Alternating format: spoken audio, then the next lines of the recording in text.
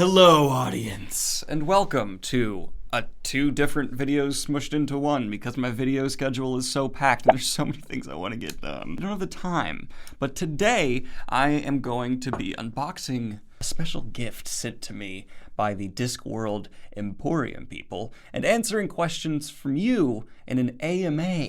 First, let's go ahead and get this box. Coming from across the pond, as they say, we have another extremely beat up package. I genuinely think they beat up the packages intentionally. It's got some very nice Discworld themed stamps on it, some oink oink. They really sell it. They saw my last video where I talked about Discworld special editions, and now they're wanting to show me more. All right, let's get this box open.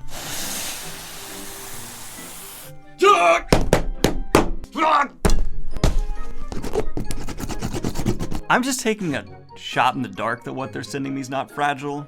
I really hope that's true.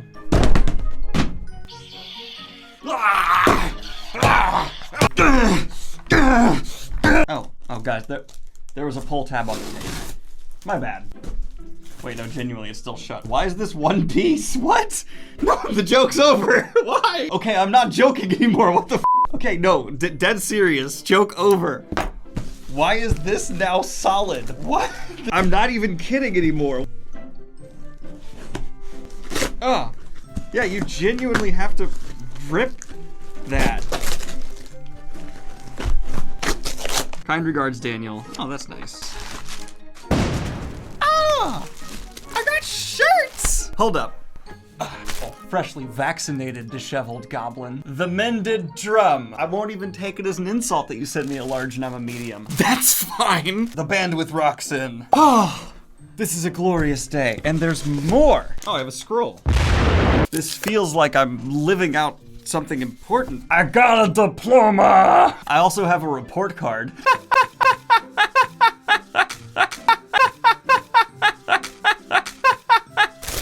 I got a death shirt! I could murder a curry. This is my favorite one! I love it so much, and it fits pretty well.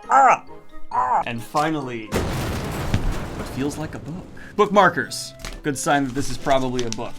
Oh! Damn! Death Discworld markers. A collection of 6 metallic stickers featuring everyone's favorite anthropomorphic personification. Those are going on my Mac. It's guards. Surgical precision now required.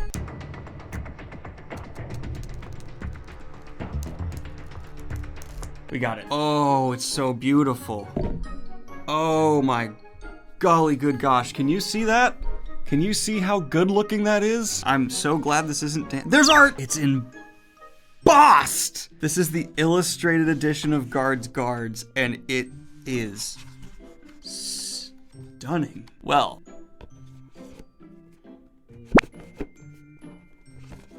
if you want the question answered, can Daniel be bought off? The answer is yes. All you need is death shirts and a absolutely exquisite looking edition of Guards. If you give me those things, I'll help you hide a body. Thank you so much. So you guys are too sweet, you're too nice, and thank you. This will be prominently displayed on my shelf because that is just a beautiful dragon. Thank you. By the way, I think it's just only appropriate to finish off this little section here of a Discworld unboxing by saying my next tattoo will be Discworld. That's good for now.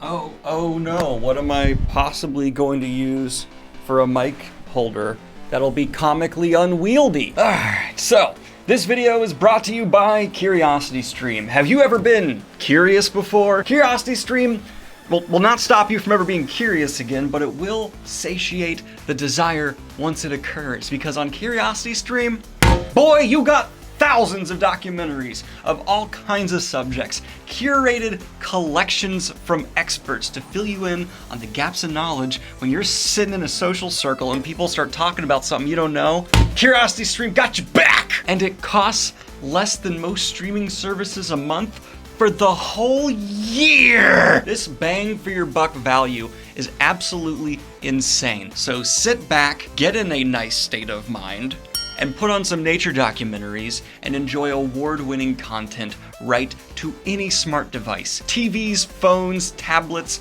I don't know, there's probably a sneaker out there at this point that can stream stuff. Go to the link in the description and sign up for Curiosity Stream today. All right, you little demons and weebs, but we're not done here because I asked you to send me questions for an ama.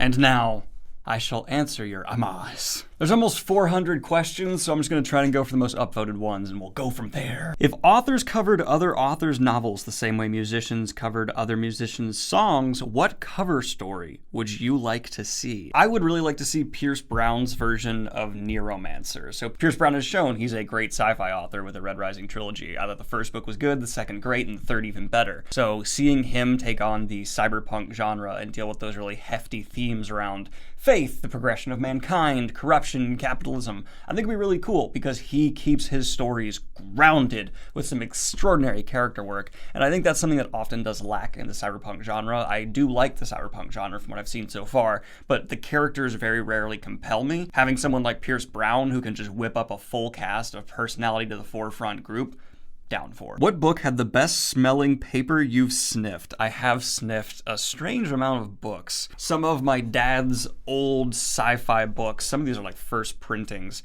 because they smell not only like that older book smell, which I'm sure is like deteriorating paper or something, I don't know, but they also smell like my childhood home library, so. Childhood trauma. Which book character would you want to go on an adventure with? Death from Discworld. Yeah! Be best friends with Samwise. He's the best friend a guy could ask for, and he'd call me Mr. Daniel, and that's adorable. Run away with Avienda, I love you. Teach you their ways. Moraine. That level of patience I definitely need to learn. Ask literally anything. And Amanda Rake from Malazan. I would ask him lots of things. Fight to the death with your own choice of weapon/powers. I'm not a fighter, I'm a lover. How do you properly break off a relationship with a barber without leaving any hard feelings? Asking for a friend. Just stop showing up. They got other customers, it's okay, unless you're in a really small town. In that case, move. Man carrying things, the funniest man on YouTube. Do you ever act out your character's expressions when you write? I've tried to do the Jim Butcher approach where you literally act things out while you write. That didn't really necessarily vibe for me, so that's actually not my general approach. I'm very sit, focus, silence, maybe like a soft beat in the background, write. Which aspects of your book were the easiest and hardest things to write? And did you see those aspects being perceived positively? Were there easy things to write that you were surprised or criticized? The easiest ones to write were actually dialogue for me. And I've had a really wide reaction to the dialogue in my book. Some people saying it's really nice, others saying it's clunky. I think it's kind of subjective. It's just gonna be certain people's tastes. One of the things that I thought would be hard and has been criticized was consistency. There's a couple times I've made mistakes where, oh yeah, a character did a thing and that wasn't communicated very clearly, so it can be taken like I made a mistake, and I genuinely did in a couple instances. And the easiest way to overcome that is to obsessively reread your book. I mean, you're gonna catch so many things, and that's just something you gotta really pay attention to. I mean, there's that moment in my Michael J. Sullivan interview where he talked about the fact that he had a published book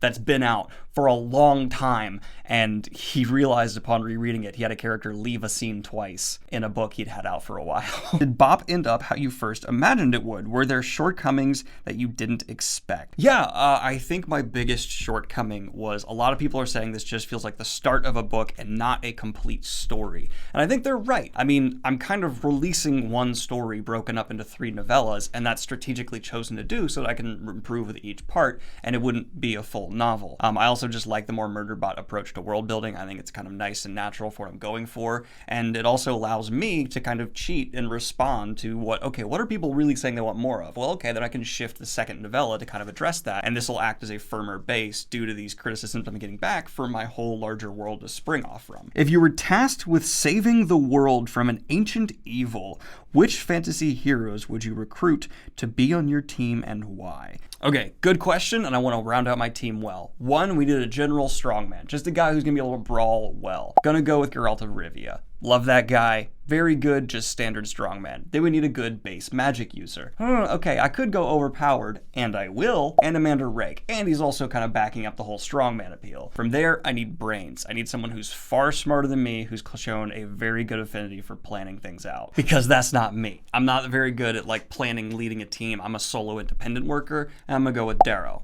Darrow, 100% can be the head of my team. Then I need someone who's going to be the fast hitter, slips in and out, just boom, immediate damage, can leave, and is also going to back up the power. Vin from Mistborn. And then finally, this is crucial in fantasy. I need an illusionist. Illusionists are so much more powerful than most people think, especially in a world life-saving situation. Shallan, absolutely. And I'm also like getting multiple teammates with her in a way, so yeah, there you go. Before this becomes overflooded, what are some of your favorite historical inspirations, especially in your Breach of Peace? One of my favorite things to do in history is look at how we are taught things and then remember that the other side is still filled with human beings and try to figure out the psychology behind how people end up in the situations they do, whether it's dictators, believing they're essentially gods, or people working against their own best interests, which we see a lot of in history and going on today. And so despite disagreeing with people, I'm always trying to look into the why behind their actions and motivations as unbiasedly as I can, as someone who often sits on the other side of these issues I'm looking into. So that really is a big inspiration for what I'm doing. When are you continuing John Gwynne books? Hold up. Soon. What historical setting do you find most interesting? Usually the periods right before everything goes to hell. The catastrophic failure of events that leads to catastrophe to be extremely interesting, whether it's the beginning of wars, assassinations, political revolutions, the buildup is what I find so fascinating. On a large scope, you get to see several errors that seem so avoidable, but then you get down to the individual level, you start looking at the people who made the calls that led to these events, and sometimes they are just idiots who clearly made the wrong call, but if you actually look into the people, there's often things that, well, it's not completely understandable, at least justify what they did in their mind, and you can get into that. I find that angle to history so interesting. But this has been another AMA/Strange unboxing video. I hope you guys enjoyed it. Thank you so much for always being a part of these alternative bits here. Like and subscribe if you have not already.